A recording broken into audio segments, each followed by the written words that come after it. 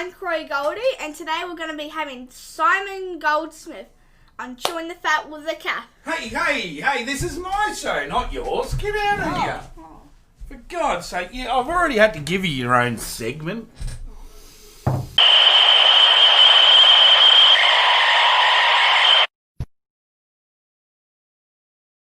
Oh, g'day all you wonderful people out there. Look, we've got a big show tonight, a very, very big show. I've been putting some Easter eggs out for the last couple of weeks. We've got a whole new program we're going to release following the Pay It Forward type campaign. We've got Simon to talk on. Some of those photos there that you would have seen in that intro, the years of ABT angling, and Simon's going to be great to talk to in the show as well. We've got a few on, Joel, Shane, Mark, Dale, g'day, Jeremy, Lloydie Brown, how you going? Yes, it is my birthday today, and thanks everyone for all their comments and love and share that everyone's done today. But listen, we've got two new segments to join to the show, so it's a fairly big one. But one of the early ones I want to get in is actually my son Harry is conned me into doing a segment. He wanted to do a segment on the show, so I've got to do a quick video here. And then I'm going to get Harry on just quickly to get it over and done with for tonight. And we'll get those comments. Don't forget, Postcode Pride is actually, Postcode is a Daiwa reel tonight. So we're giving away a reel for the Postcode prize. So make sure that you put your postcode in there to go in the draw to win that reel. We've got a couple of shirts to give away as well. So listen, we'll bring this video up, and I will get Harry on in a second. He's a bit nervous there, but let's bring Harry up and listen to this here. What do you call a fish with no eye? Ooh, what?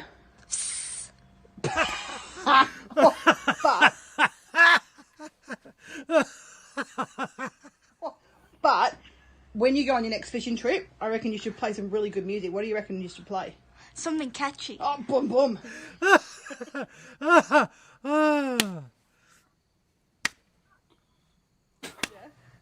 There's this fish swimming along the river. Swimming. Bang! It hit a wall. What did it say? Damn.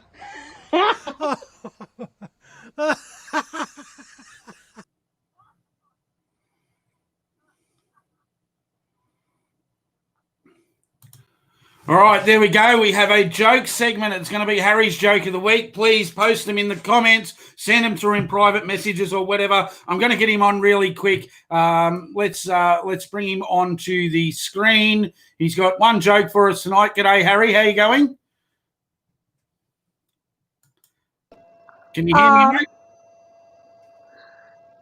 Yeah. I can't hear you. You're muted. Tell me the joke, mate. I'll just tell the joke.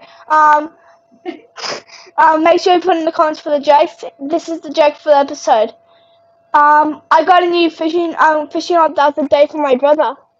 Best trade I ever made. Best trade you ever made. Thanks for today's joke. By the way, happy birthday to you, Daddy. Happy birthday, Daddy. Thank you, guys. Thank you very much.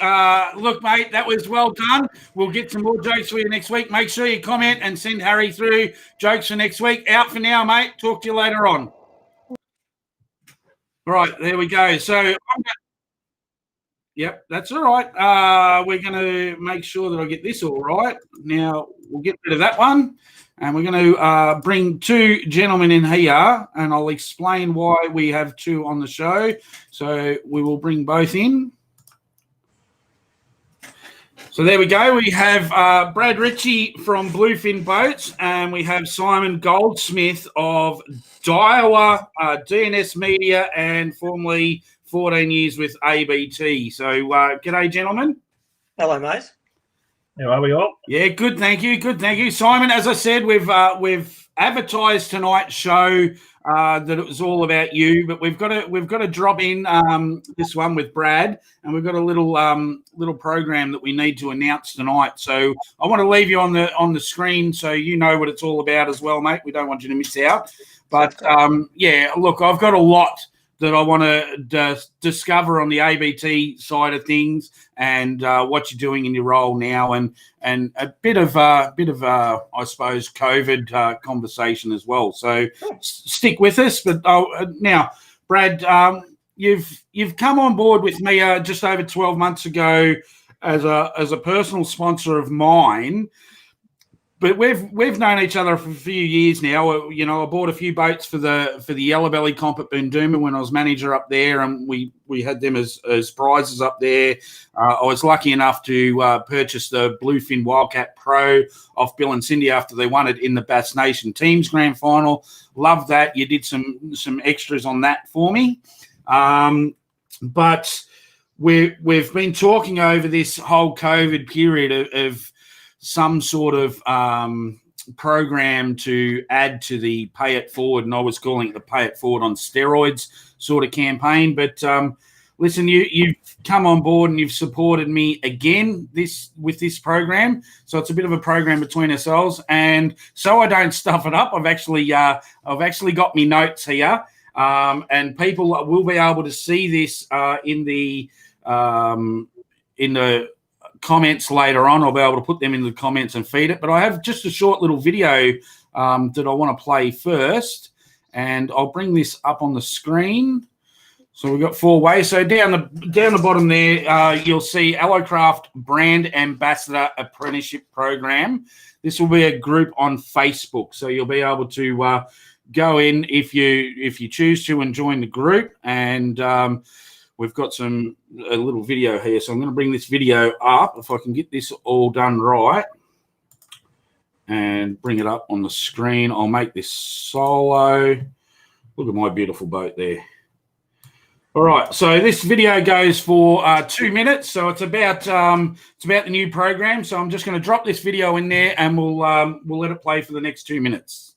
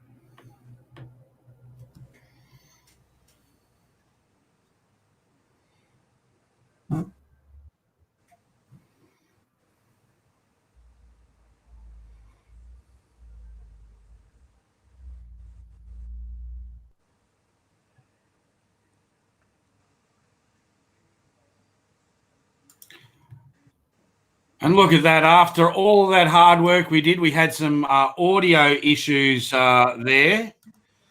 Probably bandwidth, I think. Yeah, so I'm just trying to get rid of that now. So, yeah, we had a few audio issues, but everyone sort of got the gist of the new program. I will put that video up on my Facebook page and my YouTube channel after the show, so you can all watch that video with the music in the background as well. But let me tell you a little bit about it. So the Yellow Craft Australia is in search for an apprentice brand ambassador who is willing to undertake a mentored 24-month program to learn just what it takes to become a pro angler on the Australian bass tournaments, or really any tournament circuit they want. Building on established key relationships already cemented by some of the sport's best anglers to gain an understanding of not only how to fish, but how to target tournament species. This will also allow you to interact and engage with co-anglers and represent and provide value to your sponsors. We are not on the lookout for the greatest of fishers, but more somebody who may be a current non-boater, kayaker, or bass electric, or simply somebody looking to get that kickstart in fishing. The ideal person should have sound capable. I'll start that again. The ideal person should have sound capabilities in social media and content capture. Editing is an experience, but not a bonus. This is not based on how many followers you have, or it's about how you can value add to your to the program. To be considered for this exciting opportunity, applicants will need to submit a 3 to 5 minute video presentations of themselves detailing who they are and why they are the best person for the role. Make sure you stand out. Now, I'll put a little bit in there. Victoria, you guys that are in lockdown at the moment, this is your real opportunity to get a head start on this one, because it's not about fish captures, it's about standing out. So have a think about that when you want to enter the program. We want females and junior anglers to apply for this segment.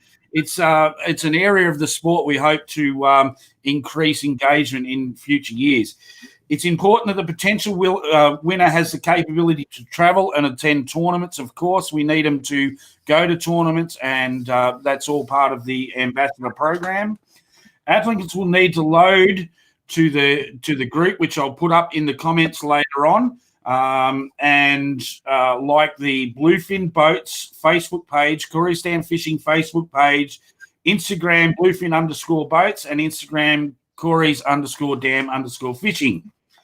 The shortlisted applications will be required to undertake a live interview on this show on a Monday night leading up to the final draw.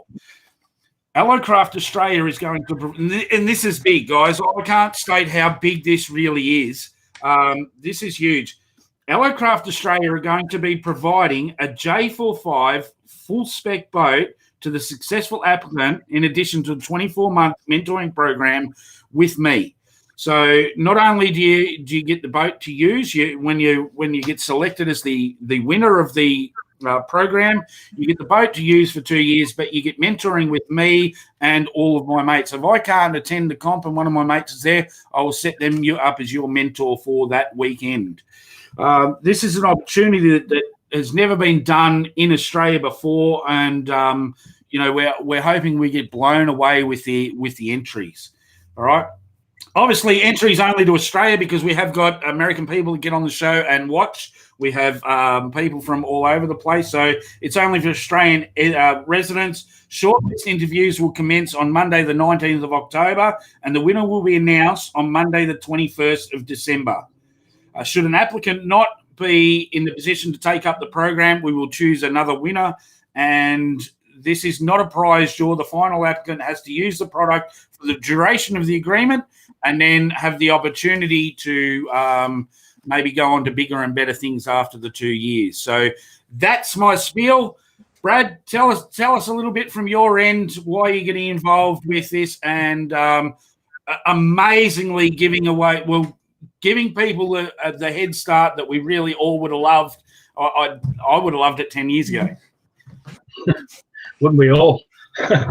Look, we at Bluefin, we've had a long relationship with many of the tournaments around Australia, in particular your ABTs and what was the Bass Nation. So it's really about getting back to grassroots.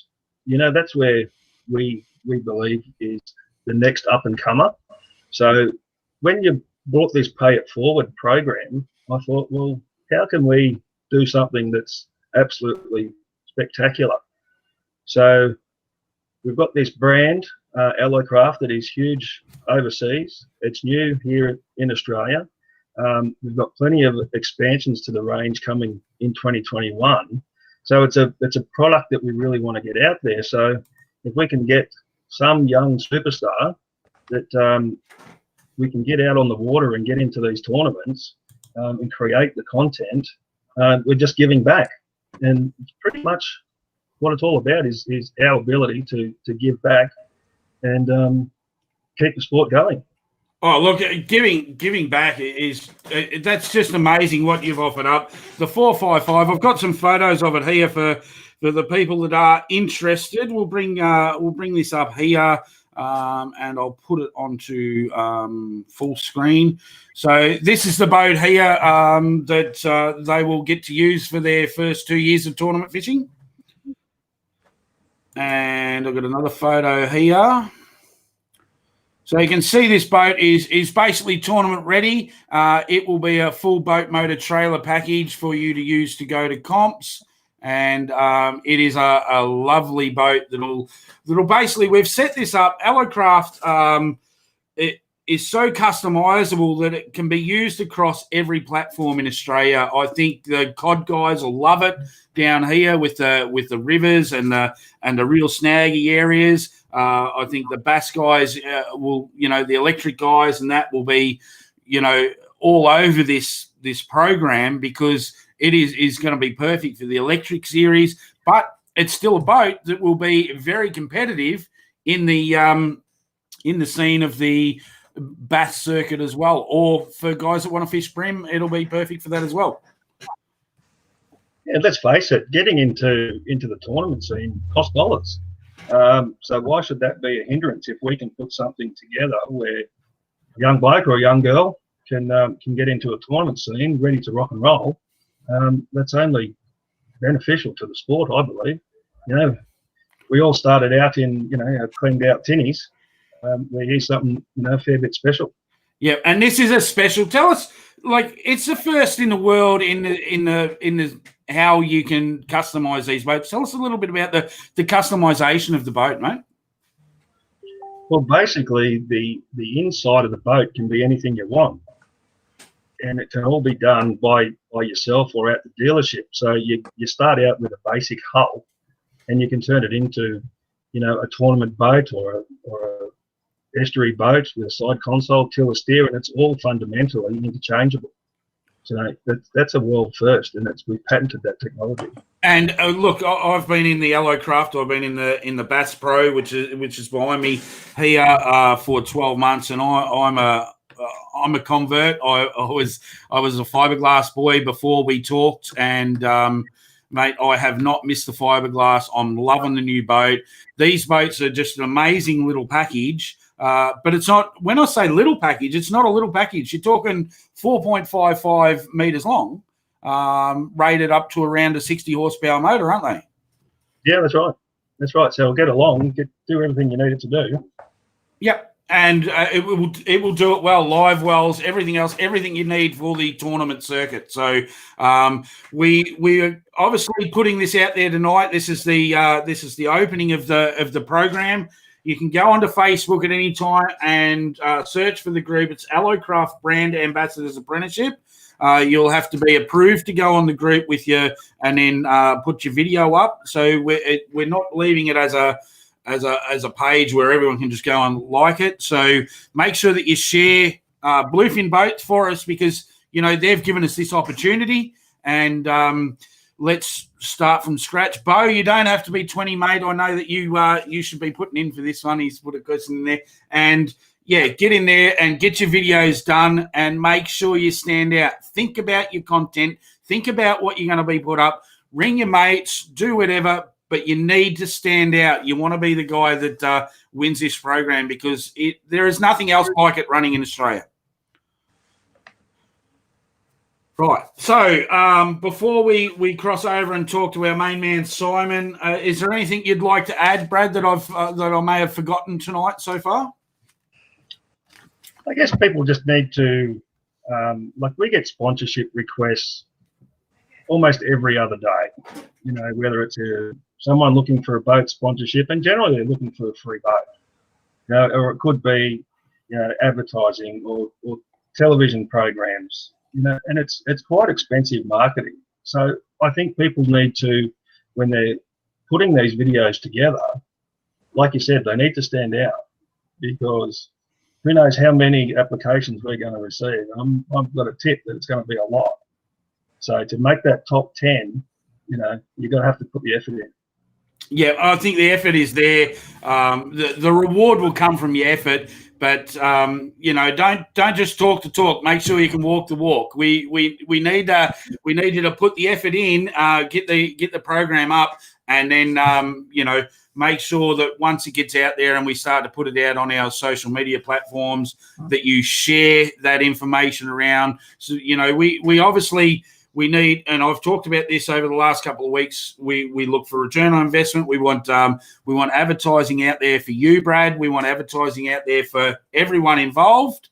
But yeah, there is nothing like this in Australia at the moment. We're talking about there's nothing like this in the boat. The boat itself is a new thing in the Australian market. We're talking about the program. We're talking about having somebody mentor you for the next 24 months to help you out on that tournament scene. All those questions you're scared to ask.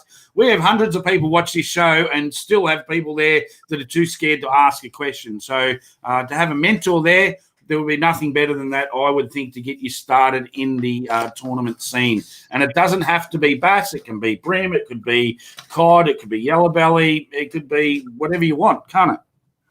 That's right. I'd like to ask Simon what he thinks of it, because he's been around the tournament scene for a long time, and we've developed boats together for the Bass Electric prize boats. You're right. There's nothing like this around. I think it's a fantastic idea. You and I have spoken for many years, Brad, that we'd love to see something like this and have wanted to for a long time, but the reality and the logistics of bringing it all together was never easy. And you guys seem to have overcome those logistics, and I'm going to be really interested to see how many people you get submissions from. I think you're going to have a bit of work to go through them all. Oh, look, I can only hope for that. That's, you're always, I was scared that, some things might work or some things might work. But after you told us with your tackle junkie, what do you call them, mini plastics? For Dio, Simon? Oh, the bait junkies. The bait junkies, I call them tackle. The bait junkies, you put the call out there for people to test them, and you got overwhelmed. So, I'm a bit scared that the program might go, off its tree, but I'm also hoping that it does. Absolutely. If it being hugely successful is a problem, it is a good problem to have. Yeah, definitely. Hey, look, and who knows what the future holds? This could be something where we do multiples of, or we continue to roll it through into even the Bass Pro range, as a development series type scenario. So, get behind it, get on it. If we get overwhelmed, that's, like you said, it's a good problem to have. It is a great problem to have. And as you said, if we get the support and, people start to share and the entries come in big numbers, that gives us the opportunity to rethink, revamp, look at other options, look at other opportunities. As you said, it might be the step that they go for their 24 months and then step up to a Bass Pro and look at something like I've got, and then we rerun the program. Anything's possible with the development and how big it actually gets, isn't it? Yep. That's right. Excellent. Have you got anything else you want to add, Brad? I just can't thank you enough. I can't thank Bluefin and enough for helping me out over the last 12 months or more, like probably 7 years in total that we've been. I've either been a customer or getting you to do something to one of my boats. So I can't thank you enough, but thank you enough for this program. Look it up, the Allocraft Brand Ambassador Apprenticeship. We'll keep dropping stuff on my Facebook page, and we'll see what comes out of it. The comments are already coming through are all positive, mate. So I know you've got to go. You've got an early start in the morning. swimming, and we really need to knuckle down with Simon and get him on and talk ABT. Thank you very much for coming on tonight. I know it was a bit of a rush to get this all out. I will put that video straight up onto Facebook after this show's aired. All right. Thanks, mate. Cheers. Good night. See ya. All right. Here we go. Wow. What a package. What a package. What a great guy. Because obviously you've known Brad for a long time, and he's been involved in ABT for many years. He's given away multiple boats in that space. So, he does look after the tournament scene, and this is just another great idea that we've come up with to, co-promote a product, I suppose. Absolutely. Like Brad was always incredibly generous to us at ABT and to me as a staff member there. And his generosity continues. And I think, it's a great opportunity for Bluefin. Obviously, it's a good marketing opportunity for them. But I suppose it's the angler who's going to step into that boat who's got the biggest opportunity of all. Yep. Excellent. Look, we can talk about Bluefin all night, and I will be talking to them for months to come as we get this program up. Somebody's going to get an early Christmas present. We're going to draw the winner on the 21st of December. So let's talk about you. Look, we've been... I suppose we'd have to class ourselves as mates. I mean, we use that term too loosely in this day and age, but over the period of time, we got to build a relationship through the two parks up at Bunduma and Bjelke Peterson. ABT were a big supporter of the parks up there and used to come up and not only run the Bass Pro events, they used to run the electric series. They used to also bring AFC to the dams back when AFC was the in thing. But you've been involved in all of it. Tell us what your biggest highlight was of your whole 14-year career at ABT, mate. Oh, geez, Corey, you're starting with the hard question first, aren't you? I'm going to start with the hard one because I've got a preloaded photo. I suppose, there's highlights in terms of what's the event that stands out most to you. It's what experience did an angler have that stands out to you. So I suppose the obvious one that people will want is what's the one event that stands out in 14 years. And in 14 years, there is an awful lot of events to go through. And I suppose the one that I come back to is the very last bass event that I ever ran, which was the grand final that we had on the Richmond River. For me, it was the perfect event because it was a new endeavour for us. It was the first time that we'd ever run a bass grand final on a river.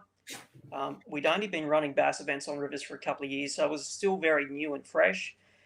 We're going to a venue, the Richmond River, northern New South Wales, which in a lot of ways is seen as the home of wild bass fishing in Australia.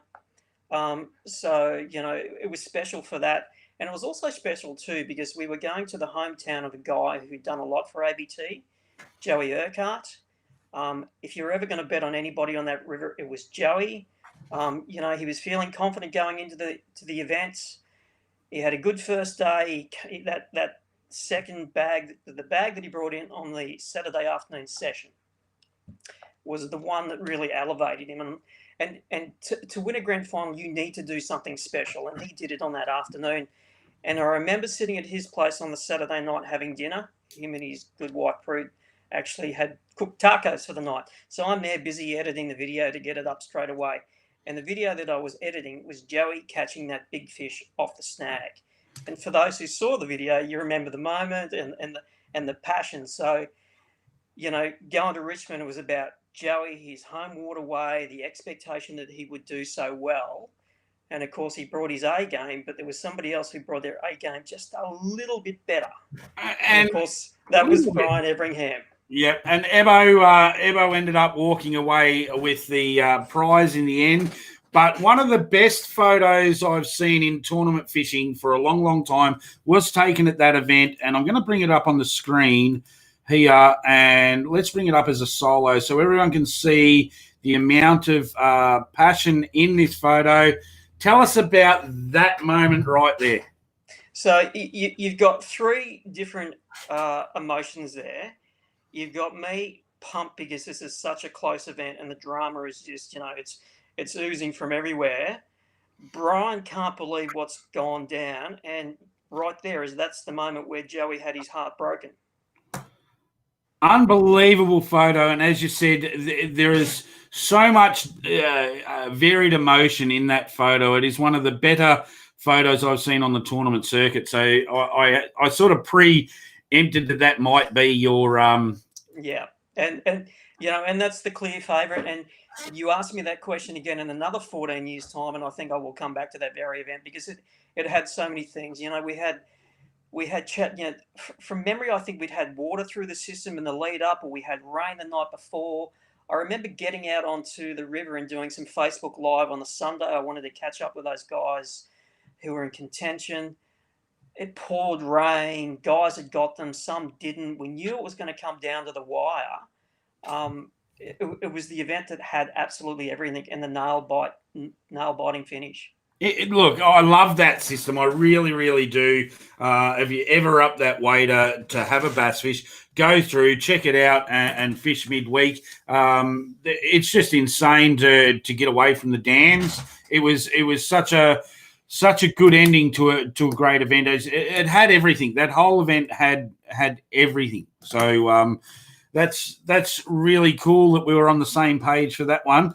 Listen, mate, let's go back to, I suppose, what you're doing now. You're now working for Daiwa after you had your stint at ABT. You did 14 years with ABT. Yeah, so I did 14 years and saw a lot of changes, both within the fishing and also within the business. And I'd sort of come to the end of my time where, I had a young family. I'd pretty much done everything there was to do within my role at ABT. There was nothing new. And to be honest, I'd got to the point where I was physically burnt out and emotionally I was done. I had given everything that I could possibly give for the job, and it was time to step away and hand it over to somebody else. And of course, I handed it over to Jimmy Reed. Yep. And I was also very fortunate too that, at the end of every year, my wife and, at a later stage, my kids, we'd always sit down and go, so what's the plan? You're going to go and do it all again next year, because it's a big ask to, leave your family for a large part of the year. So I could only ever do what I did with the support that I had of my wife and my two kids. And the point I'm trying to get to is that I was very fortunate that Bonnie said that she was willing to go back to work full time, which then enabled me to step away and live at home and not live out of a suitcase and be a stay-at-home dad and get up in the morning and make school lunches and take kids to the school and then wander down and pick them up in the afternoon. So for me, it was a big change, job-wise, and also, personally, it was a big change to sort of tap out from something that I'd committed so much of my life to. And, I didn't want to be still pitching tents when I was 52, so I needed to make a transition into something else. And it was time to do it, and I don't regret the move at all. Look, and I have to say, I didn't get a great chance to say thank you, but 14 years of looking after us rat bags and putting up with all the petty little bullshit that goes on in the fishing machine. I know why you've got no hair left.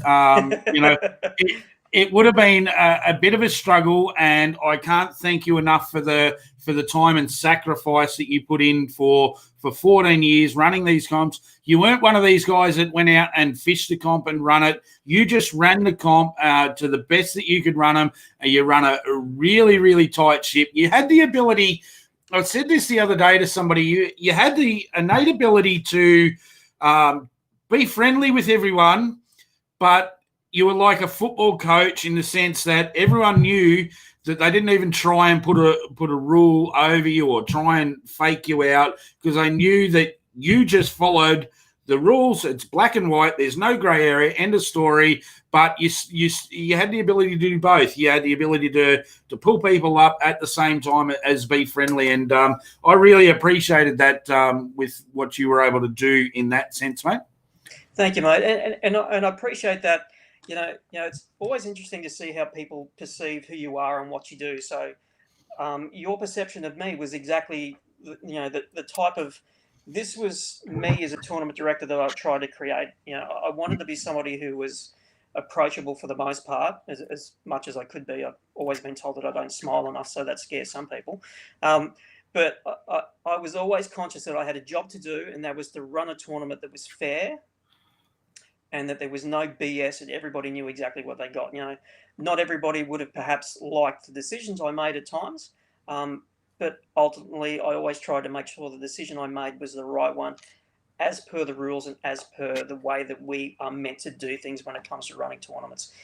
I wanted to be respected as a tournament director, not necessarily liked. So that was always my priority: do the right thing and get the right outcome for the tournament and for the anglers. Yep, I can say I liked you and I respected you. I loved what you did. But, in saying that as well, there would be some people out there that might have got the wrong side of you. I have to say that from a business background, I totally understood. I had the same conversations with Drew when he was running the Bass Nation circuit. You guys were under the pump. You were the MC, you were the tournament director, you were the video editor, you were the key tag marshal, you were the, chasing around after us Wallies when we weren't doing the right thing. You had so many hats on, but you were just able to pitch that in. I can understand why people might have thought you smiled enough, because you were doing the work of six people, mate. Yeah, I had a bit going on. Like I remember when I first had the interview for the job with Steve Morgan at his place when he was a single man living in Holland Park. He said, "I'm going to work you like a dog," which he did, and I don't regret that.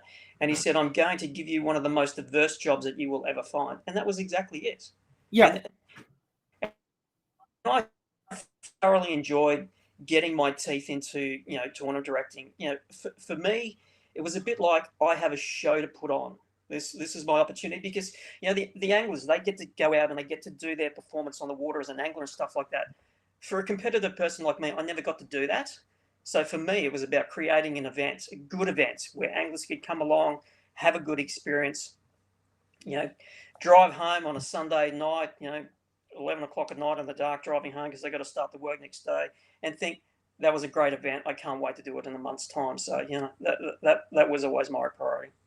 Yeah, and look, it's very hard to do, and I can't appreciate, I've said for a couple of weeks now that I wanted to get you on the show. I suppose to show my gratification to you that, I appreciate what you guys do. Anyone that sacrifices their fishing, I know you're a very, very competent and very, very astute angler in your own right. You could have been up there with the best of the boys doing with what they did, but you had a job to do, so you concentrated on the job that you had to do, didn't you? Absolutely. I suppose towards the end of the ABT, I sort of just disappeared. Like, I didn't turn up and make a huge announcement that I was leaving, other than to a few close people who are, that I was seeing on a regular basis. And I suppose I didn't want to make too much of a song and dance about it and turn up and, do grand goodbyes, because I would have got too upset. It would have been too emotional for me, because, the preceding 14 years had meant a lot to me, and my customers meant a lot to me. And to have to turn up and say goodbye to them, it was a goodbye that was going to be very painful to say. So for me, it was easy just to disappear into the background and move on to the next stage of my life. Yeah, it was. And as we've talked about with COVID, I think we've learnt a lot, that those connections you make, it's like I played football for most of my life. You win a grand final, you have those connections all the way through. But the tournament scene seem to be lifelong connections with everyone that you get to, aren't they? Oh, absolutely. You and I were chatting yesterday, Sunday. And, I was saying that this year has been a pretty shitty year. And, it started with the bushfires, and then COVID kicked in, and it's just, it's hell in a handbasket. And I suppose the silver lining to this very...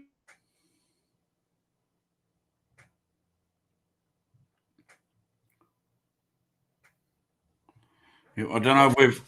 Yeah, go on. I think we might have lost you for a bit. So it highlights how important relationships and connections with people are. You know, they are the most important things that we have in this world. You know, whether they be with our husbands, wives, our children, and of course also the people that we work with. You know, I was really lucky that I spent 14 years in a workplace that I thoroughly enjoyed going to, and I had people around me. You know, Marcel and Burnsy and Jimmy and Elliot. They were guys that I would have given blood for, and you know, shed tears with them many times.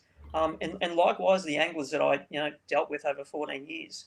Now, well, I'm thanking you. I'm not sure if the kids are on, but Stella and Darcy and Bonnie, you know, I thank them for their sacrifice to allow you to go out for 14 years. I know Darcy and Stella were only towards the end of the series, but would have you know, been hard to be away from them all of the time. So Yeah. the appreciation's all there. I want to rattle off some names here just before we get into a few questions, all right? So I was mucking around, doing my research for the show and on the ABT website, and I'm going to top money earners with ABT over the last 20 years or whatever. They've got their information on there, and some of the people that you would have associated with. What was Carl Jacobson like? Because you only seen him in the younger days. Yeah, you know, when I arrived on the ABT scene, so my first year was 2004. I think the first Bass Pro that Carl won was Somerset the year before. So I was there at the very start, and Carl was, you know, he was a natural. He had fishing in the blood, and it was just a passion that just ran so deep. Even when he was, you know, young, and in the early days, his mum used to have to tow his boat to the lake so he could actually fish because he wasn't old enough to drive. So Carl was always a gifted angler, but he wasn't always the best tournament angler. Yep. And you know, we saw that in his results. He'd either do incredibly well or he'd sort of taper off. But he found that consistency over the years. And I remember there was like a 2-year period there where he really found his groove. And Carl used to get in a position to win a tournament, but he wouldn't know how to go that final step. But then he learned how to do that. And then it was look out. Yeah. You know, I think there was a Glenbourne round that he won, and then there was a Barumba event that he won, and he just, that's when he blossomed. It went kaboom, and you know, he didn't do that on his own. There was a lot of people who contributed to that. You know, Johnny Schofield was very instrumental on Carl in the early days, as was Tim Morgan. And Tim and Carl spent a lot of time together fishing megabucks and stuff like that. And I suppose Tim in a lot of ways showed to Carl the on-water mental attitude that, you know, led to success, and it was going out and having a good time. You didn't have to be serious. You didn't have to worry about it. You know, you're fishing for sheep stations. It was go out, fish, have a good time, do your job properly, and the results would come. And of course, they did that year after year. And I remember Steve and I used to tally up the money earners, you know, for each round and each year. And Carl had left and gone to the States for like 5 years. He'd been gone. He was still the highest money earner. Yeah. And once he learned how to win tournaments and be consistent, nobody came close to him. He was just next level. But he was there every week. Listen, I've got some more names. You talked about it already. Timmy Morgan, Steve Killikanowski, Dave Green, John Schofield, Harry Watson, Greggy Flett, Peter Phelps, Tommy Slater. You know, all these boys, you know, you've got Adrian Malkia, you've got Craig Simmons, Mark Lennox. You know, there is just people galore on the top of that winners board. You know, give us a couple of your favourites from your time with ABT. Not necessarily maybe the top earners, the better characters. You know, tell us a few odd stories. So, favourite anglers or famous favourite experiences with those anglers? Whichever you want to talk about, because Okay. they could both be interesting. All right, I suppose while we're on the topic of Carl, I suppose when he won the grand final at St. Clair, that was very much the defining moment for him, because he'd won Angler of the Years prior to that, but you know, that was very much where he kicked the door down and he said, "Here I am a grand final winner. I will not wilt under the pressure. Doesn't matter how big the event is. Here I am." And of course, the prize for that was a trip to the States, and that's where it all sort of took off from there. When it comes to anglers who have that eye of the tiger thing, Matthew Mott is one of those guys, and Harry Watson is too. If they are in with a sniff, and this is when they're at their peak, if they were in with a sniff to win a tournament, nobody would get in their way. Nobody would run them down. I saw Motty do that multiple times at Bindumba, that he's like, this is my tournament. It's done. It's all over. And he knew that before he launched the boat in the morning, and he went out and he executed, and boom, the event was won. So Matthew was one of those. And, of course, he's got multiple grand final wins to his name on the ABT circuit. No other angler has done 3, that. 4, or something like that. Something unbelievable. Yeah. So he got Bindumba, I think, was the first one. He got a Somerset one. I think he got Barumba was the first one. Somerset, then Bindumba. So I think 3 was his final tally. But when Motty was on and it was his event, nobody would stop him. And Harry was the same. I remember Harry winning at Bass Pro at Somerset, going out on that last day. And we know how Somerset can be. It can either be shit hot or shit house. It only got harder through at that tournament, but he still went out on that Sunday and he blew the field away. So, they were 2 individuals who were, that eye of the tiger, as I mentioned.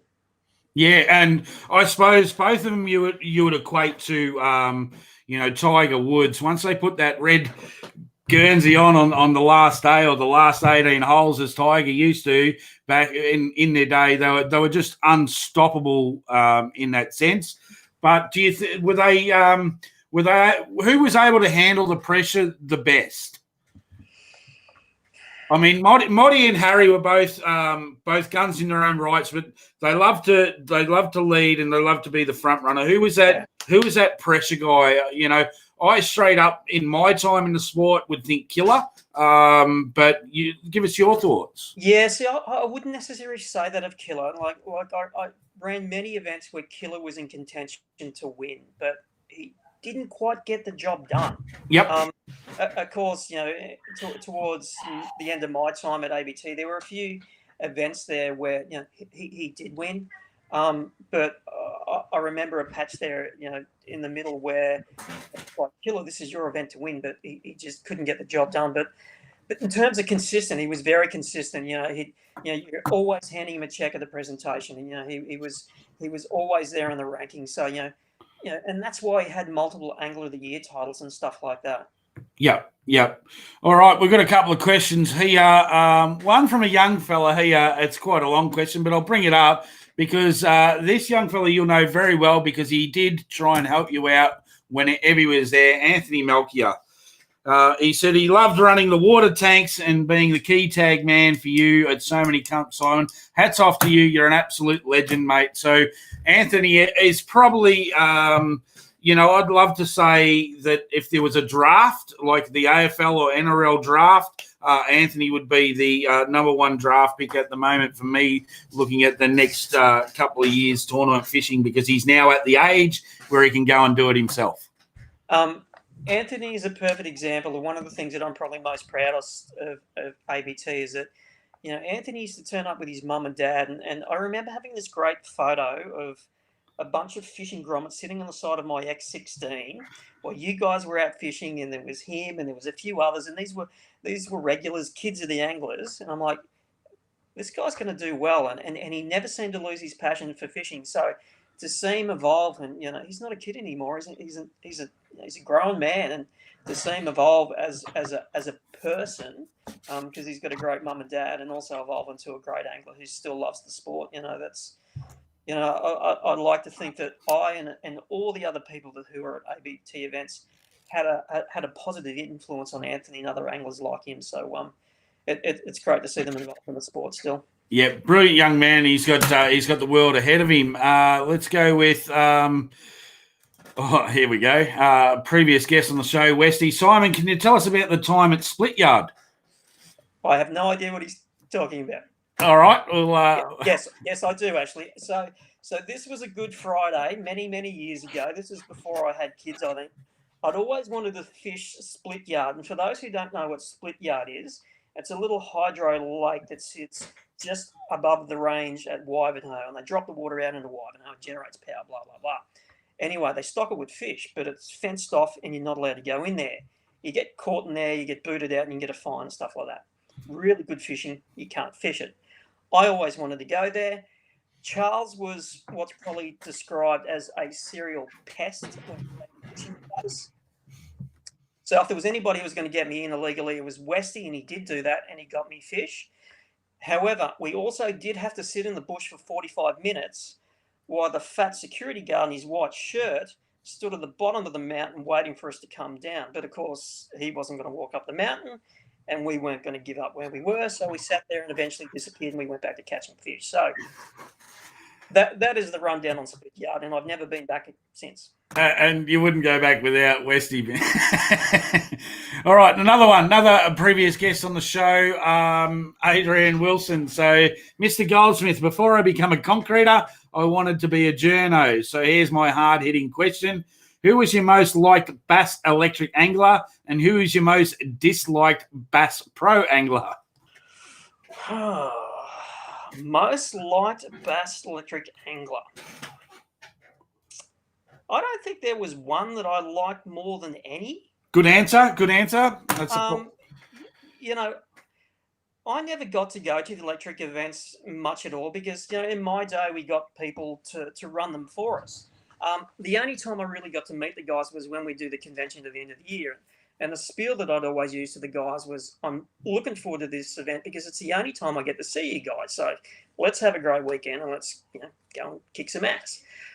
So it was always good to catch up with the guys. And the guys that I used to enjoy catching up with, and I still keep in touch with now, are Joey Urquhart, Westy. Sorry I missed your call this afternoon, mate. And, of course, Adrian. They're three great guys.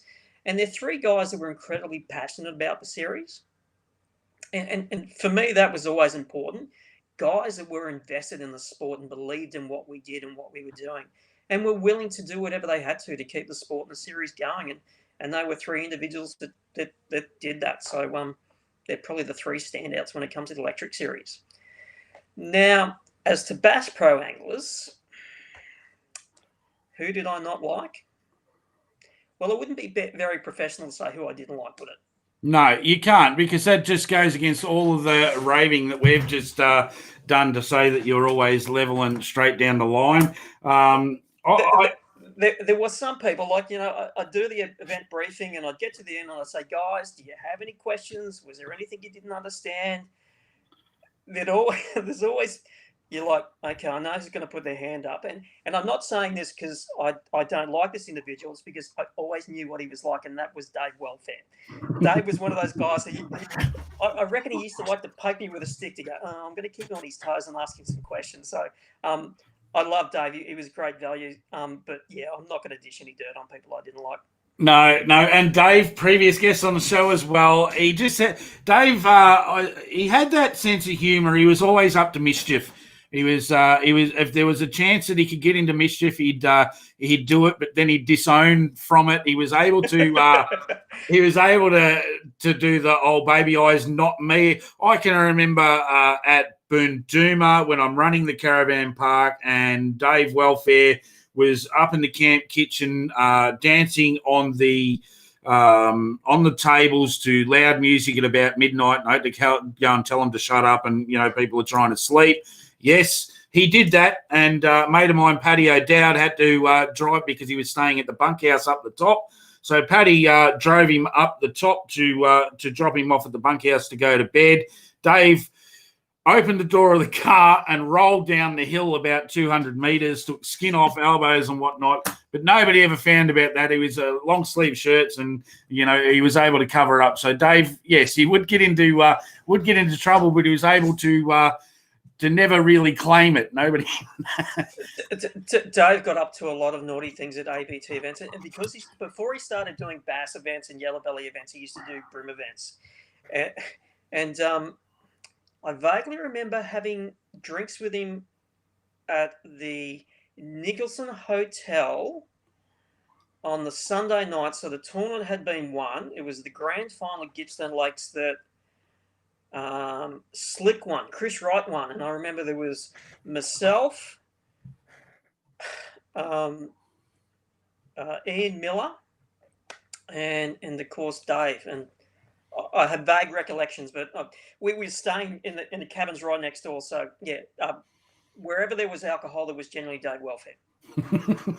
And look, he could suck him back too. So Oh yeah, he likes to drink. yeah, he loved to drink. And I was lucky enough this year to one of the tournaments I did get away to was an AYC event, and Dave rang me up and said, "Oh, look, do you know anyone?" I said, "No," and he said, "Oh, good camp with us." So yeah, we were able to have a few beers and tell a few old stories. And I was totally unaware of half of the shit he was doing in my parks behind my back. And yeah, it was quite funny to hear those stories. Ignorance is bliss. Here we go. Look, as we said, we knew a few of the boys would get on. Coney's on there, and he reckons, was Peter Phelps the most overrated fisherman you've seen? Was that a sufficient pregnant pause? Yep. No, he wasn't. And there's obviously a comeback from Phelpsy. What do we got here? I heard Mitchell Cone bragging he was. So the boys are all on there. Well, I'm just looking for some serious questions while we're here. Another one from Simon, thanking you. Having helped out at one event, I can tell you it's harder than fishing it. I totally appreciate all those professionally run events by Simon, time and time again. Looking forward to your return. So, oh, Pete, I've lost all my hair. I don't want to go back to running tournaments. Phelpsy reckons. Yeah, there you go. Adrian Wilson reckons even a professional in retirement. Well done for not answering that question. That was a setup by him, wasn't it? Yeah, well, definitely. I'll remember that next time you need some IK 800s off me, mate. Yeah. All right. Joel wants to put me under the pump. So, hey, Simon, can you put the birthday boy on the spot? What's Corey's strengths as a tournament angler? Could he mix it with the best? Corey was very good at talking. So whenever I was in the boat doing Facebook Live, which is what we did in the last couple of years, he was always happy to share information. So the short answer is yes, he could mix it with the best, and he was more than willing to share the information.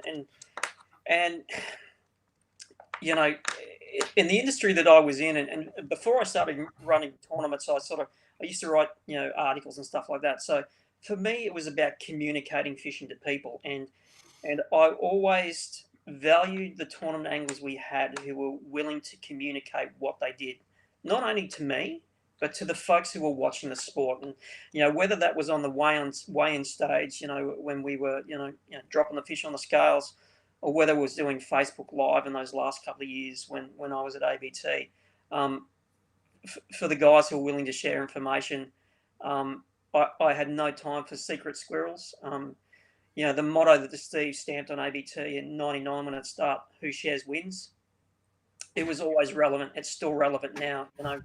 Sport doesn't grow, fishing doesn't grow unless we share information. So, you were always willing to do that, Corey, and I was incredibly grateful for it.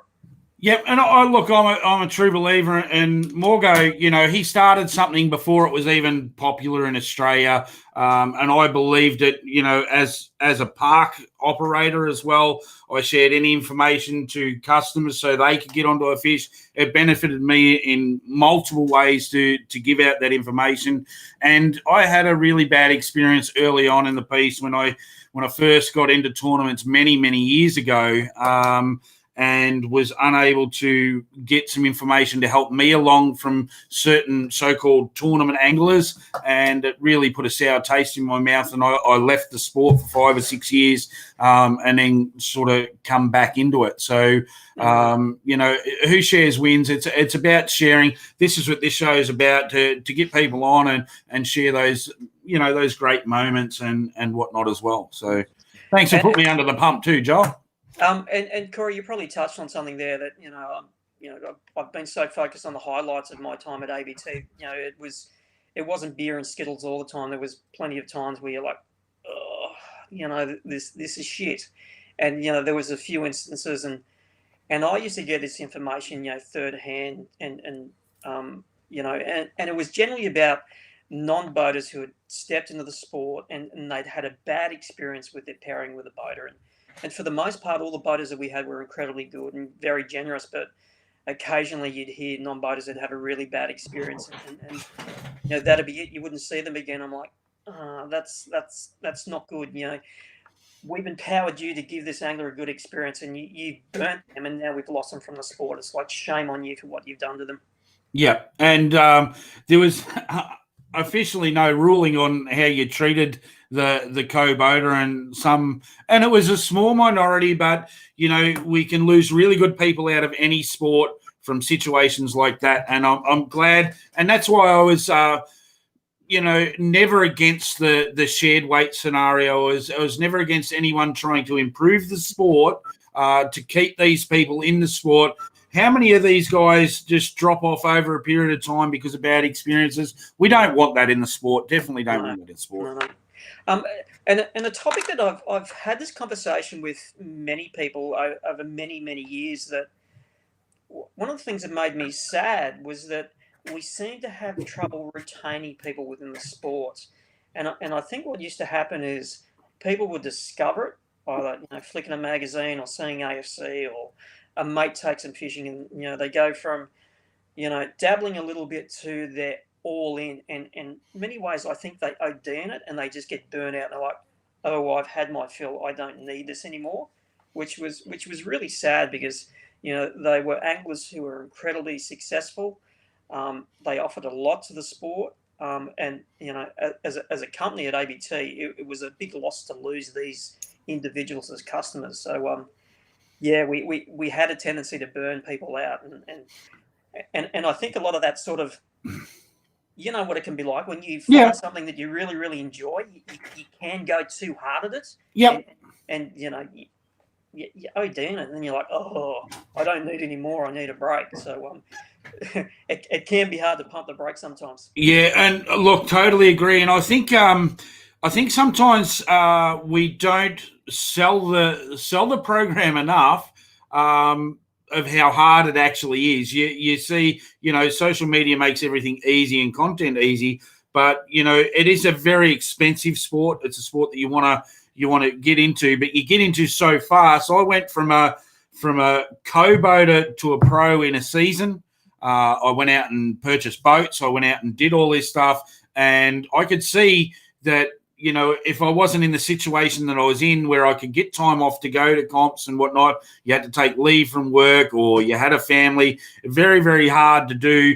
And then all of a sudden, we had the old, I suppose, industry war, where we had too many competitions, and we had local competitions, we had family competitions, we had 3 pro events running side by side in New South Wales, we had 4 pro events running side by side in Queensland, and then you had the ABT Bass Nation at the top, and it made it very, very hard to pick which direction to drive to get to which competition. You might have preferred Glenbourne, you might have preferred, and then the travel stopped, the camaraderie stopped, and I think it may have put the industry back a little bit, but I think we're making correct moves going forward. That's and I think people burn out from too much competition out there, which unfortunately keeps everyone on their toes. You've got to keep your prize money good and everything else, but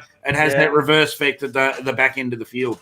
I saw that a lot over the years. That when ABT started in '99, it's like, as you mentioned before, Steve sort of invented this thing in Australia, and it was a hybrid combination of what he'd seen in South Africa and the US and Japan and stuff like that. So, it was a new product, and it was very successful for many, many years. And then it sort of started with brim events. They'd pop up little classics, and then other people went, oh, I'm going to run a tournament as well, and then that rolled out in the bass as well, and more people were running tournaments, and it's like, it just wasn't sustainable, and it wasn't financially sustainable from a sponsorship point of view, and of course sponsorship was, ABT wouldn't exist as a business without sponsorship, because it's the bulk of its income, and it wasn't sustainable for the anglers too, because it was just, anglers have only got so much money to spend, and they've only got so many weekends away, and you're just spreading it too thinly. So, it was always going to fall over, and it did. We saw many brim series come and go, and they didn't last, and then another one had come, and then they disappeared. and then it happened in bass as well. So you'd always hope that there would be a sensible number of events that satisfy the industry sufficiently. So it delivered to the anglers what they wanted in terms of events to fish and variety to fish and the number of events and venues and stuff like that. And yet there are enough tournaments that were delivering the sponsors in the industry what they needed to be able to generate an income. And there were many instances throughout that 14 years where that balance got way out of whack. And it always sort of came back and then it flared again. So, we're at a bit of a lull at the moment, and hopefully common sense will prevail and it won't get out of hand again. Yeah, we can only hope for that. But as you said, the sponsorship dollar can only go so far. And if we'll pick a company, Lawrence has given a fish finder here and a fish finder there and a fish finder there and a fish finder there. In the end, if they're not getting anything out of it, 20 or 25 boats are turning up to a comp, it's not what they want, and then they haven't got people on there promoting their product for them, and it's all a messy sort of thing. We've got another question here. I've been trying to read the questions as they're coming through. Where is it? Mitchell Cone has got a real question here this time. Top 3 moments you called during your ABT times. Joey's grand final when we broke his heart. Sorry, Brian broke his heart. Yep. I was just a passive observer. I had nothing to do with it.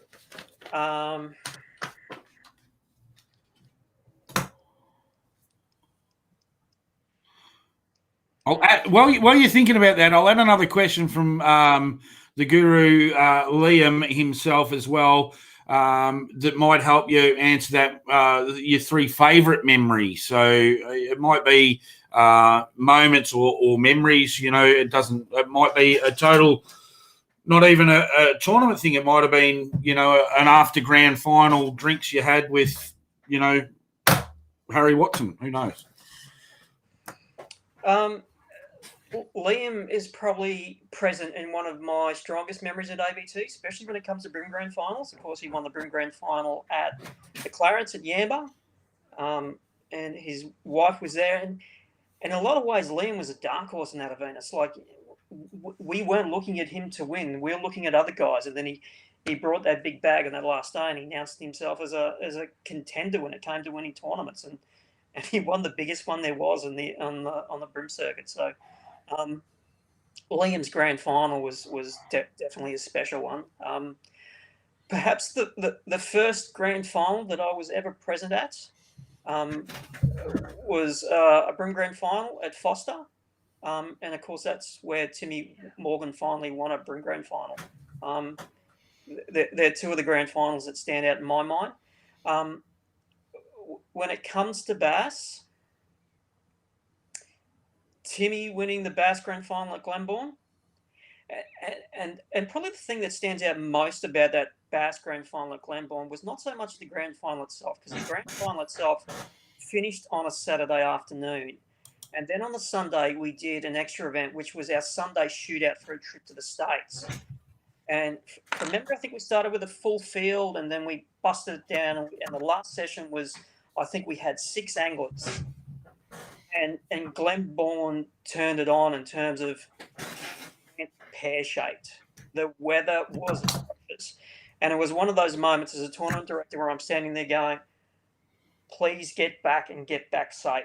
And I remember sitting, it was so windy, I had to put scales on the back of the green Challenger we had so I could actually weigh the fish, because they just kept shaking in the wind. And the anglers were hiding up in the lake, and they were hanging out as long as they could before they came back, and there was 4-foot waves in that basin, and seeing those guys come back, you're like, some of these guys are going to put their boat through one of these waves and they're going to sink, and we're potentially going to have anglers in the water, and that was an event that really stood in my mind, not for the reasons that you want, but definitely in terms of, it's heart and mouth stuff. And you had to make those tough calls. I mean, as a tournament director, I've seen sessions called off, I've seen whole days called off, and you realise that people have put in time, money, effort, travelled thousands of kilometres sometimes to get to these events, and because of the weather, you've just got to call them off. But I think overall, all of ABT's comps, they try and run them at the right time of year, at the right venue for that time of year to help out, to lessen the chance of that happening. There's a lot of thought that goes in behind the scenes. Yeah. Well, like I was always very adamant that, my preference is that we hit a lake when it's at its best time, because I want the anglers to have the best user experience that they can get. Morgo was a little bit different. He was more willing to let's test the anglers. Let's give them something different. And I'm like, yeah, I'd much rather find the balance between the two. I don't want to send them, to a venue and you're like, it's going to be hard, and some people may not weigh a fish because, it's a long drive home and you've caught no fish and you're like, I've just dropped $3,000 on the weekend for what? Yeah. And look, as a park operator, I wanted people to come to the park and catch fish. So they'd go home and say, I was just up at Boondooma, or I was up at Bioggy Peters and we slayed them in the comp. Everyone caught, fish and rah. That was great advertising for me. But you had the likes of Morgo and guys like Moddy that, and I suppose I used to say this to Moddy himself. He wanted the comps to be tough, because he knew his ability was better than everyone else. So it was a tough comp. Put him in a chance of winning it. He used to call it Lucky Joe fishing, when, if everyone could go out there and catch a fish, he wouldn't win it. So he didn't want them there at the times that the fish were going off. He wanted them, every comp to be tough. Yeah, and there's selfish reasons, and that's very much Matthew's personality in terms of he wants a tournament venue that's optimum for him, but there's got to be a balance between the two. Yep, definitely. Let's look for some more questions. Jordan Stoddard reckons Tim Steinhouse shares too much information. Jeremy Windsor, if you could change one thing about tournaments, what would it be? That's a great question. Coming out of left field. What are you thinking about that? I'm going to, for all the Victorians that are in lockdown here, I'm going to do something that I haven't done for about 20 years. I'm going to drink a very bad shave. Okay, I'm going to have a very bad. So cheers to all the Victorians there, and hope you get out of that lockdown very soon down in Melbourne. Oh, that's terrible. I don't think there would be one thing that I would change. Not anything you can maybe think of in the sense of, I don't know, what would I change in tournaments? I would probably, what I would like to see in the tournament scene, I would like to see a governing body of some way, shape or form that you have to submit your calendar to as a tournament body, whether it be ABT, AYC, whoever. You submit your calendar to them by November, and they go through and work out which ones are crossing over or whatnot, and say you can't have one here. It's funny that you say that. Back in the early days, so I'm from about 2006 to 2012, I mentioned that the Brim Classic scene sort of went crazy. And it was a pain in the ass for ABT, and it was also, there was problems that came as a result. So Steve and I would try and combine all these tournament directors and their tournaments together and sit down and go, okay, let's work on our calendars before we release them at the start of the year. And we tried to work collectively so, we weren't stepping on each other's toes. And that worked well for a period. And then, certain personality types went, well, we don't need you, we'll go do our own thing. And it sort of went pear-shaped again. Fast forward probably another, so this is probably about 2013. Steve Fields, who of course was working, who was running Hobie in Australia at the time and was driving the Hobie series. He's like, this is crazy. We've got tournaments all over the place. Nobody's communicating. Let's get everybody together. And we did. We actually got everybody together at Brisbane. There was Steve and I. There was Jim Barry and Steve Fields from Hobie. There was Drew McGrath from Bass Nation. The Betts guys came up, so there as well. So a whole bunch of us who were running the bulk of the events at that stage, we all got together and we were working towards this is the common goal. We don't want to step each other's toes. We want to work together. So, nobody's getting adversely affected, or not as adversely affected as what it was. But that was only as far as it ever went. A meeting in a room, but nothing ever came of it or went further because we were all off doing our own things, and we never really had the time or the resources. Yeah. Or possibly the wants and the will to sort of all come together and work together. So it had been attempted, it just wasn't successful. But I definitely agree with you. Something like that needs to happen for a better landscape of tournaments. Nice. Yeah, and unfortunately, there are so many layers behind the scenes as well. It's not just who's running the tournaments. We're talking about the almighty sponsorship dollar. I mean, times are tough for everyone, and that's why I'm so appreciative of Brad with this boat and motor trailer package. But it's been very hard for me to try and get a electronics package through an electronics company or an electric motor or something to go on the front, because we want it to be a full kitted boat, and I'm still struggling because there is so much conflict out there behind the scenes, and so many comps trying to get a free sounder or get a free this or get a free that. Makes it very hard for everyone. So there's a million layers behind it as well, isn't there? And there's so many tentacles pulling on that marketing dollar now. Like when we first started, social media didn't exist. When it came to marketing, you had fishing riders, magazines. We turned up doing tournaments. And that was about it when it came to where would these manufacturers and wholesalers spend their marketing money. And, of course, then more tournaments came in and were pulling upon that pool, and that's okay because that's a part of competition. And then digital arrived and social media arrived, and then it just diluted it all. Yep. And a line that Morgo used to use all the time, he goes, what people hate more than change is becoming obsolete. And the reality is with business, you need to adapt, otherwise you're going to become obsolete.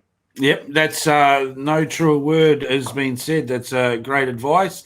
Kyle's got a question here. In the time of running comps, what would be your biggest stuff up that you'd seen during a comp? From an organisation point of view or an angler point of view? Come up with both if you want. Okay, I've seen plenty of anglers think they had their limit and throw fish in the water, and I'm pretty sure there's people who have lost tournaments as a result. I've DQ'd people because they've had more than their limit in the well. Some intentional, some not intentional, so they're major stuff-ups. I've had quite a few instances where guys come to the Sunday morning checkout and you go, okay, 3 Ls, open your live well. You've got dead fish in here from the day before, and they're like, oh. So then you've got to go readjust their scores. So, stuff-ups like that were not common, but, you could probably get one a season that would happen, and they would only even make that mistake once. Yes, true. I can remember a few years ago, there was a brand new Cowie promised to hang the key tag up for Killer. And I'm pretty sure it was in Sinclair or Glenbourne, and he took the key tag. He said, yep, I'm going to do it. And somebody stopped and started talking to him, and he forgot to put the key tag up, and Killer was leading the event at that stage until the key tag was noticed missing. And Killer's had a bit of bad luck, and you can just say bad luck or bad management when it comes to key tags over the years. I think I remember a Barra Tour event too that he remembered, and he went back to the cabin and brought his key tag back the next day. It's like, Killer, guess what? No fish for that session, mate. So yeah.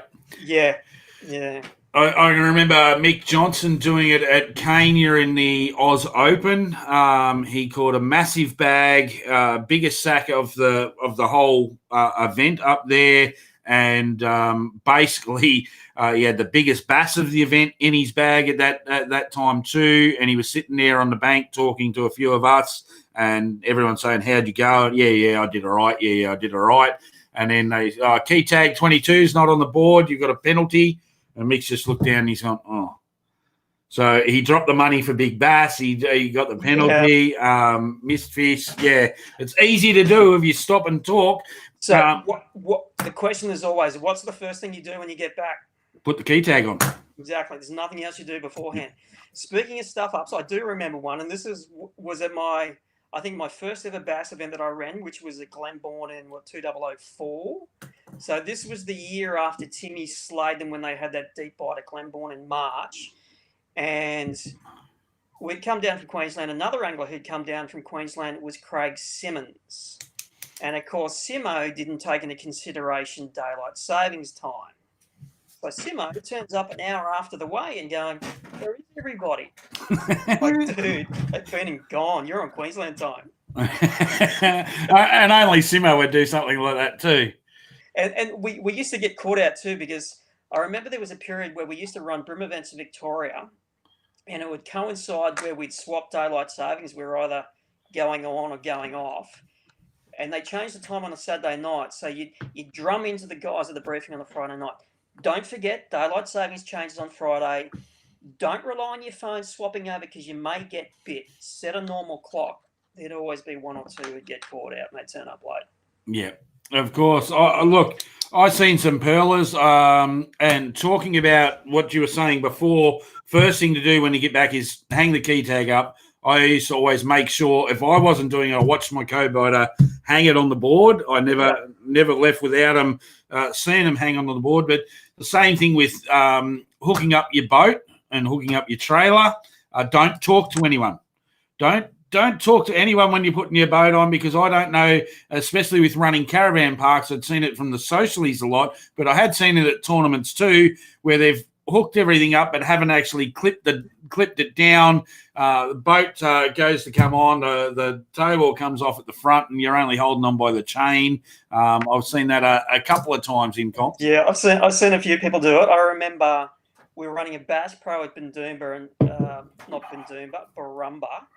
And there's not much of a bank there when the lake's full, and we're sort of set up behind these coppers logs in this little gravel area, enough to pitch one of our 3x3 marquees, and that was it. And the guys are pulling their boats out, and Barry Oxford, back when he was fishing the pros, he pulled his boat out, forgot to clip it on, and he had one of the Quintrex Bass Pros that slid off, bang, straight on the asphalt.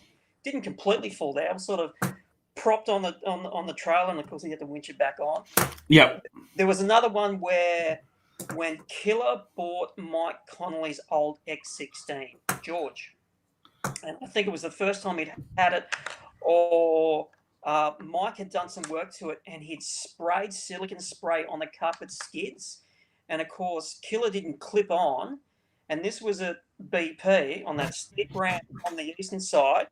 What does the boat do? Halfway up the ramp, slips off, bang, onto the boat ramp. So yeah. There's been plenty of people who've done it. Yep, and look, that was another great question. I've got to do the postcode prize. Harry has sent it through to me from inside. Those people that don't know, Harry selects a random postcode each week, and this week, as I said, it is a Daiwa reel. This one here, so it's a CF 2500 BE, whatever that means, but that's appropriate. It come through the thingo, and it's actually going to somebody that I know very well, and Harry, that it might seem rigged, but it's not. Lloyd Brown up in Wynnum. So, Lloyd, you're the winner of the reel. Well done for that one. See, Bluefin's still on there. G'day, Brad. Now,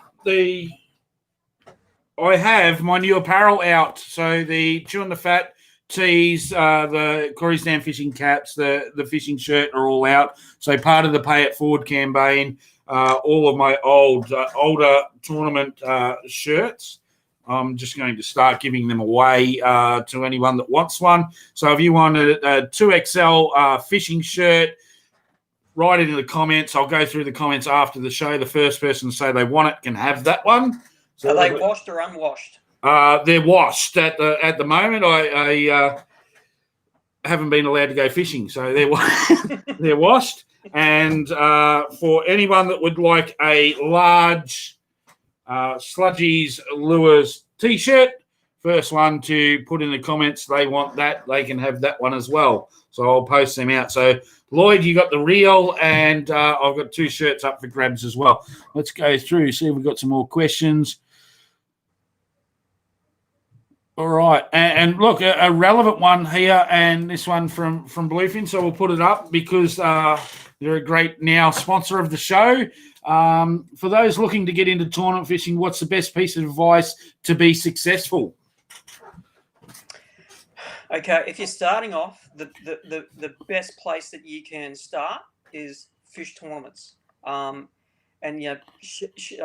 boater, non-boater, being boater, non-boater was introduced for a few reasons. Well, mainly two reasons. The first one is that you fish with different people, so there is that cross-pollination of ideas and knowledge. That's the most important thing you will get, and that's probably the most important thing you need when you're first starting out. And the other thing that it did, of course, was an impartial referee in the boat, so cheating was less of an issue.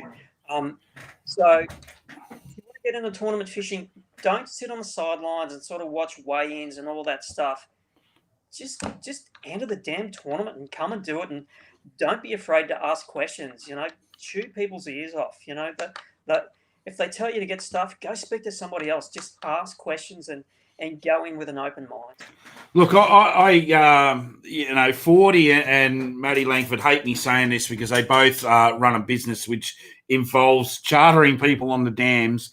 But if you look at the cost of a co-boater to go out there and get 3 different people over a weekend, or 2 when it's a shared weight scenario, to teach you how to fish for that amount of money, it's cheaper than buying a charter, and you'll have more fun doing it. So I know Langers and 40 hate me saying that, but just, jump in, become a co-boater and get in there and do it.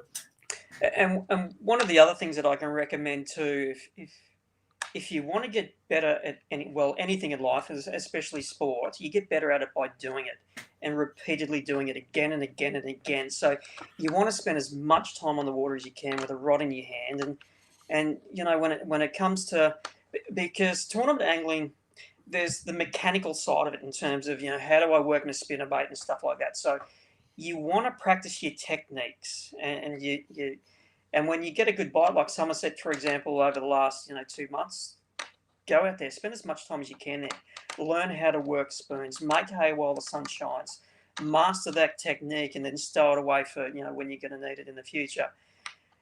And I suppose my observation with all the tournament anglers who have been successful on the ABT tour over the years is that technically they're very good.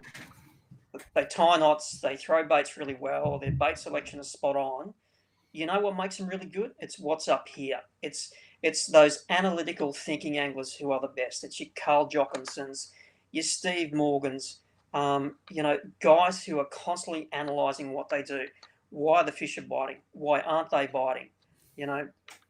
Get your mind game sorted, because if you don't address that part of your arsenal as a tournament angler, you're not going to make that. You're not going to make that step to be the best angler that you possibly could be. Yeah, and look, time on the water. That is why 40 and Langers are both not taking anything away from their ability. That is why they are at the top of their game at the moment. They do get to spend that time on the water. You've seen it with Dean Sylvester for a few years there. All he did was fish, and he was winning championships and doing all that sort of stuff. Yeah, definitely time on the water. You go to the golf course once a month, you might get your average or your handicap down to mid-20s. You go once a week, you're going to get it down to the mid-10s.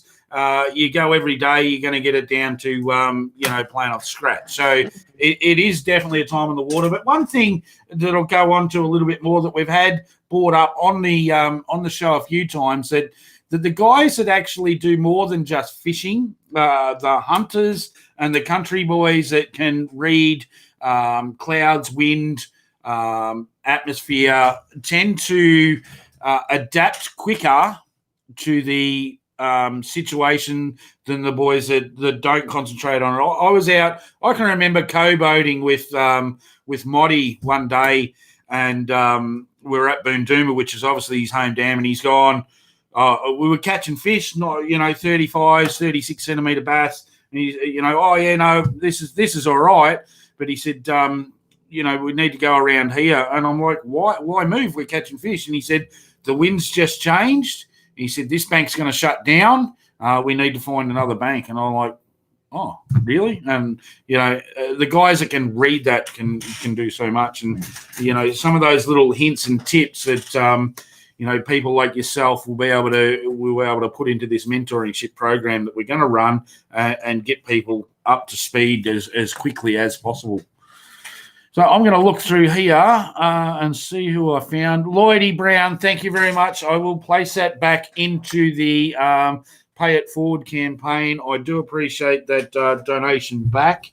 I am still looking for a charity, so don't forget to, if you're involved in a charity and you want to you want to come on, I've got heaps of lures here I can give to the right charity. So if you're involved in a charity and want to be involved, get a hold of me, say good day. So I'm looking here.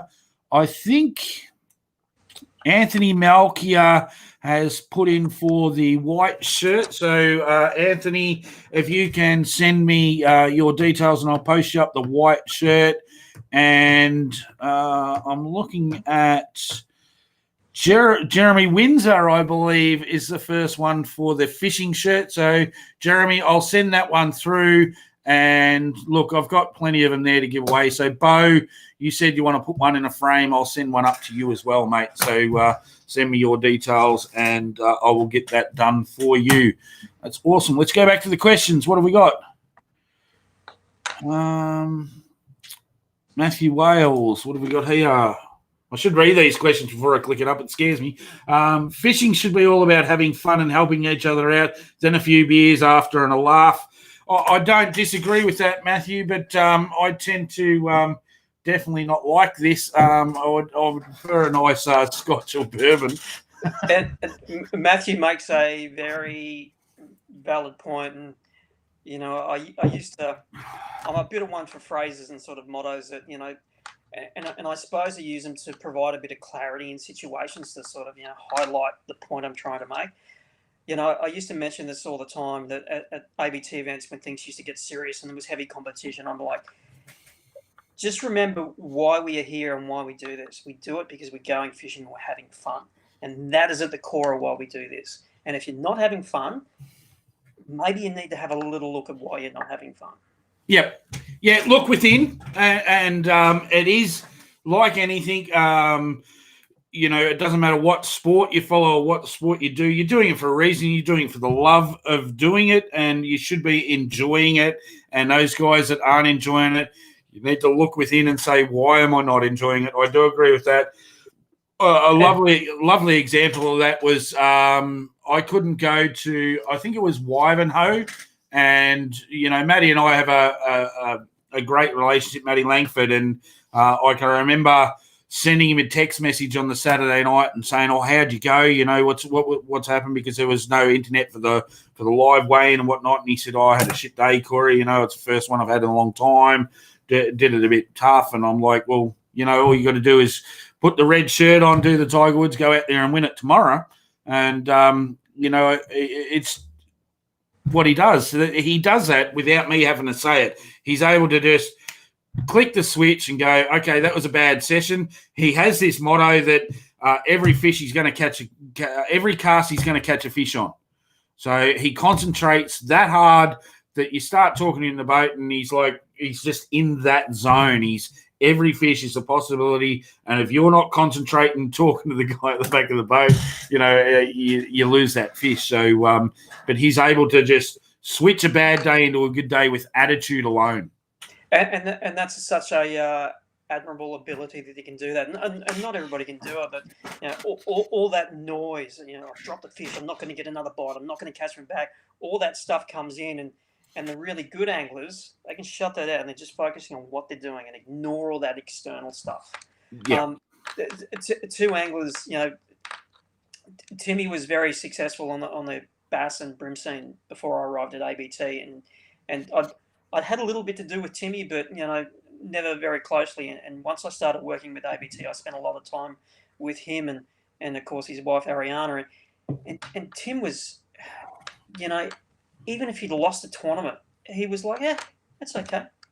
And Chris Hickson's the same. You know, he could have crashed his car, his dog died, and he lost the grand final. It's like, yeah, that's okay. I'll just go fishing tomorrow. Yep.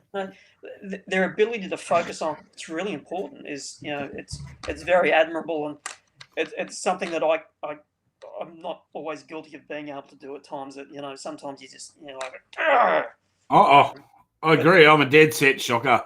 Dead set shocker. And I love the time that I spent fishing with Langers. He taught me so much about that side of fishing. I don't know how many times I drop a fish and do a narny fit on the back of the boat, or I was on the front of the boat doing a narny, and he was just such a calming influence. It's just like, Corey, next one, come on, let's go, get into it, get into the groove, and he was, I can see why his charter business is going off its tree, because he's just such a good, he's able to just bring the best out of you with his amazing attitude. And there's a lot of guys on the scene. I like to use Langers because, he's a mate, but there's a lot of guys on the scene that can do it. I'm not one of them. I get really cranky really quick. But it's, I'm back into it as soon as I've got my head right. I'm back into it, but it might take me 5 minutes to do that. I blame too many concussions when I was playing football. I might have some sort of cranky issue, but, And you mentioning Langers there highlights a good point, and it sort of goes back to one of the questions somebody asked earlier, is about what's the best way to get into tournament fishing. And one of the best ways to get into fishing is to hook up with somebody that you can, they might be more advanced than you, or they're at the same level, that can help you with that progression through and that development as an angler, in terms of, broadening your knowledge about, species and locations and tides and techniques and stuff like that. It's good to have a mentor or a peer that you can develop with. Yeah. Because if you try and do it by your own, it takes longer, and there's stuff that you're just not going to get. Fishing's, developing as an angler, it's a shared experience. You need to share it with somebody, otherwise, it's lonely, and it's not, your potential is not fully realised. And don't be scared of the guys either. Approach them without being arrogant, being humble. And if those people interact, don't try and big note yourself. Just have a general conversation. Everyone's a person, so treat them like a person. And there's a few big groups out there that love to travel together. I know when we were all traveling down from sort of the South Burnett area, we loved going down to Glenbourne and St Clair. There was 9 cars in the convoy. The 2 ways were going the whole way down. The 10-hour trip felt like it was about 3 hours, because we were all chatting between each other. I had Paddy O'Dowd for 1 year, was my he elected to be my travel partner. So I drove the car. He come down and pre-fished with me each year. Then I had young Dylan Fryer, another magic young kid in the sport that we seem to have lost. I haven't seen him for a year or so now, but he chose to be my travel partner the next year. And so I've done this without even knowing it. I've done this mentoring thing for the 5 or 6 years I've been in the program, but I've also been mentored by some really, really wonderful people as well. Billy Slosh, Papa Bear used to, and Cindy used to cook all our food for us. You had wild men like Terry Allwood, who used to, he was the big boisterous one of the group. You had Langers, myself. You had Jamin Tunstall, we had Greggy Mitchell, and we'd all travel down in this one group, and each year we'd have somebody different with us, and it was like a big mentoring program in itself. Yeah, it's the old adage, you give, you get far more by giving than receiving, and like I've met a lot of people in my 14 years at ABT. Many of them I have continued to take with me through into my life beyond ABT. One of the guys that I sort of acquired along the way, of course, was Jimmy Reed, and Jimmy came about because he was a mate of the guy who used to help us run some events. And Jimmy was a newbie to Queensland, and he caught a few bass and stuff like that. So in many ways, I felt like I sort of took Jimmy by the hand and introduced him to the ABT scene and empowerment bass fishing and everything that it had to offer in terms of technique, locations, and the people. To see him blossom as an angler, I used to be better than Jimmy as an angler. That's not the case anymore. He's well and truly surpassed me. And to see him develop like that makes me incredibly happy. and very proud to sort of see people blossom. It is good when you see them take that next step, and it does make you feel good. We've got a couple of questions here. I don't even know. Oh shit, we've gone on tonight. As I said, we had the pre-release, so we'll call last questions. We'll answer them all, but we'll call last questions. So get them through. Westy wants to know what species of fish do you like chasing the best? Shorty grunner. I knew that. It was in the intro program.